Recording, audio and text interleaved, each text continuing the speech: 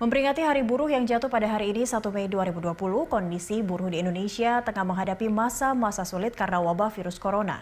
Banyak perusahaan yang menutup usahanya dan berdampak pada pemutusan hubungan kerja dalam jumlah besar. Lalu bagaimana kita seharusnya melindungi hak-hak para buruh dan bagaimana tetap meningkatkan kualitas produktivitas buruh di tengah pandemi? Kita akan membahas hal ini bersama Fitra Faisal, ekonom dari Universitas Indonesia. Selamat sore, Mas Fitra.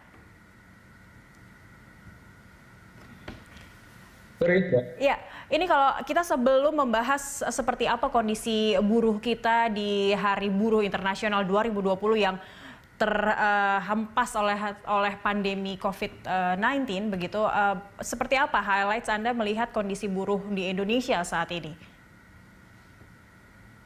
Ya, saya melihat bahwa pandemi ini memang cukup signifikan ya untuk kemudian mengguncang perekonomian dan juga memiliki potensi peningkatan pengangguran yang cukup signifikan. Dalam skenario kami yang kami buat, kalau misalnya pandemi ini bertahan sampai 6 bulan, artinya sampai September, itu skenario pertumbuhan ekonomi bisa sampai minus 0,87%, dan ada tambah PHK, ya, potensi pengangguran sekitar 7 sampai 8 orang.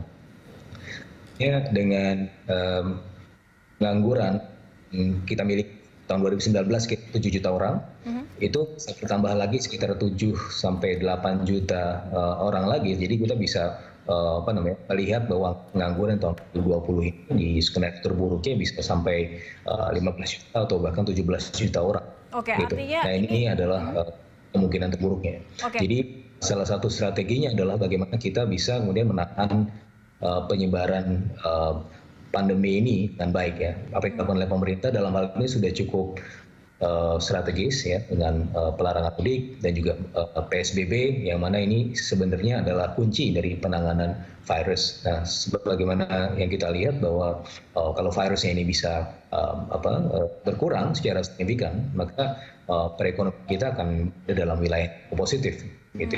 Jadi kalau pandemi berakhir pada bulan Juni, itu masih ada ruang kita untuk tumbuh positif ya, di antara 1 sampai 2%. Tapi apabila pandemi ini bertahan hingga tadi saya sampaikan bulan September, maka pertumbuhan bisa minus dan itu bisa dampak pada angka pengangguran yang cukup tinggi sampai 7 juta orang. Oke, Mas Fitra, saya potong.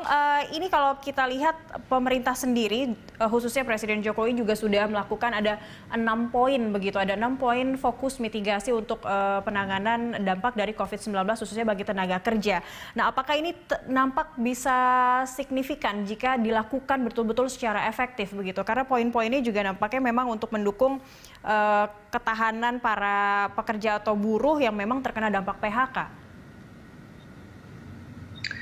Ya, jadi memang pemerintah sudah melakukan beberapa langkah ya, stimulus yang 400 triliun dan juga kita bisa melihat kartu prakerja. Tapi saya melihat untuk di jangka pendek ini seharusnya terjadi yang difokuskan adalah luasan jaring pengaman sosial. Jadi kita punya dari 110 triliun, dari 405 triliun, 110 triliun diantaranya adalah untuk jaring pengaman sosial, yang mana itu berarti untuk 2 juta orang miskin ya di Indonesia. Nah, tapi yang terjadi adalah sebagaimana yang juga saya sampaikan tadi, potensi PHK besar, dan juga yang terdampak adalah bukan cuma orang yang betul-betul miskin, tapi juga ada kelompok di atasnya, yaitu di aspiring middle class ya, sekitar 120 juta orang. Nah, 120 juta orang ini sebelumnya kategori miskin, kemudian pemerintah berhasil mengangkat derajat mereka sebagai kelompok kelas menengah, tapi sebenarnya mereka kelas menengah yang hitung tanggung ya, mereka merangkap ke kelas menengah tapi masih berada dalam dekat dengan garis kemiskinan gitu ya, sehingga yang 120 juta orang ini sebenarnya cukup rentan juga untuk kembali miskin. Oke. Sehingga 110 triliun kalau kita kembali lagi ke jaring pengaman sosial yang 110 triliun, Mas Fitra? ini sebenarnya masih kurang. Oke. Jadi dia perlu ada perluasan jaring pengaman sosial Baik. yang juga Mas Fitra, maaf saya potong. fokus atau berdampak orang-orang yang kelas menengah tangguh ini. Oke, Mas Fitra. Ya, Mas Fitra, maaf saya potong kembali. Ini kalau kita lihat dengan kondisi kita juga dihantam oleh pandemi COVID-19 begitu. Jumlah pengangguran pun juga sudah mencapai 1,7 juta orang. Sementara Indonesia tingkat produktivitasnya saja masih di angka 4, masih di urutan keempat dibandingkan ada Singapura, ada Malaysia dan juga ada Thailand. Dapatkah kita usai dari COVID atau pandemi ini kita bisa bangkit lagi dan meningkatkan produktivitas dari para buruh di Indonesia? Apa yang harus sebenarnya dilakukan? Nah, untuk peningkatan produktivitas itu sebenarnya adalah permasalahan atau yang melibatkan kebijakan yang dimensinya berjangka menengah dan panjang ya, nggak bisa di jangka pendek. Kalau kita bicara produktivitas berarti butuh usaha sungguh-sungguh ya secara institusional, yang mana sebenarnya ini apa yang kita nantikan dari Omnibus Law. Tetapi masalahnya Omnibus Law sendiri kan juga banyak poin-poin yang kontroversial yang sebenarnya memerlukan pembahasan lebih lanjut gitu ya.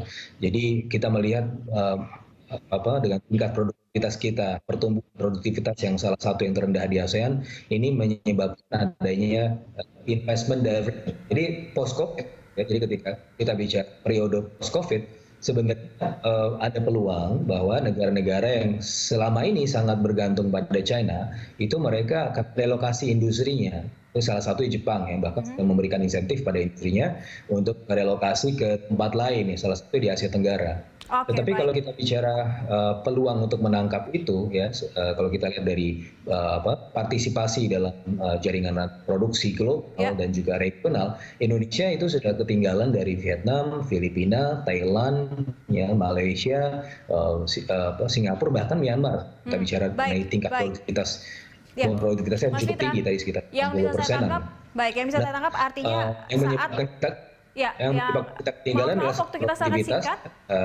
Produktivitas terkait dengan ongkos upah tenaga kerja kita yang sebenarnya relatif tinggi kalau dibandingkan dengan produktivitasnya. Juga kita melihat bagaimana ketersediaan infrastruktur, keterbukaan terhadap dan juga perdagangan internasional. Nah, hal seperti ini yang merintangi kita kemudian bisa menangkap peluang-peluang tersebut. Mas Fitra, waktu kita sangat singkat untuk membahas topik ini. Mohon maaf, jadi yang bisa saya tangkap tadi, usai kita pandemi ini selesai, diharapkan juga pemerintah tidak putus juga untuk memberikan insentif bagi para pekerja dan buruh, khususnya mereka yang terdampak, karena kita harus sama-sama memperbaiki level produktivitas kita di negara ASEAN dan juga untuk memperbaiki ekonomi kita yang sudah terdampak oleh pandemi COVID Corona. Terima kasih banyak untuk bergabung bersama kami hari ini, Fitra Faisal, ekonom Universitas Indonesia.